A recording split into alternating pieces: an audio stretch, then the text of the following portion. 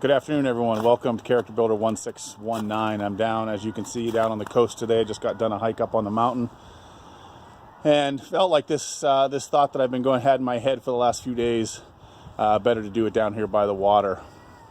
As you know, I was at the Botanical Gardens maybe a week or so ago, and there was a picture there that I took that really sparked some thought in my head, and that kind of fit in with today's talk.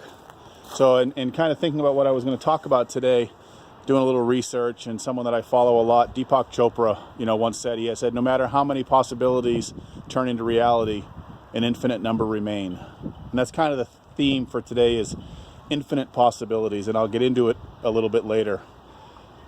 But in the process of thinking about this, a couple things popped into my head that, it's really super easy to get negative in this world, and I know I fight it like everybody else. And someone else that I follow, Gary Vaynerchuk, I love when he talks about, how lucky are we to be here?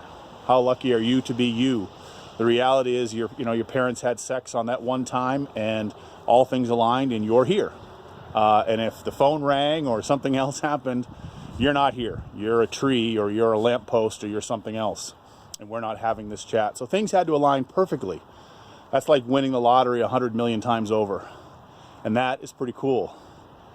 We can get bogged down with bills, and I listen to a lot of motivational speakers. I do it not so much to get motivated, because I'm a pretty motivated guy. I do it to learn, and sometimes I feel like when they're talking, they're not necessarily talking to me. I'm all for being positive. I get that, but sometimes life just kind of bogs us down, and being positive that they talk about is important. And perhaps it's some of the mindfulness that I practice that I'm able to recognize that I'm getting bogged down with things and kind of pull myself back. But it's real shit when we go through stuff like this. So the picture that I posted was a picture of a bunch of Christmas lights. And when I was at the Botanical Gardens, I thought to myself, what if each one of those lights represented a possibility? A possibility of something good happening to me. And it was literally at that moment that I had a smile on my face. I felt like I was 2 inches taller. And I'm like, that is really cool. And then a couple days later, we were out hiking around and it was snowing. And I started laughing. And I'm sure the people that walked by me while I was laughing probably thought I was a nut. But I was laughing because I looked and went, what if each one of these snowflakes represented a possibility of something really cool happening? And then yesterday I was down a little bit. I was in a little bit of a funk.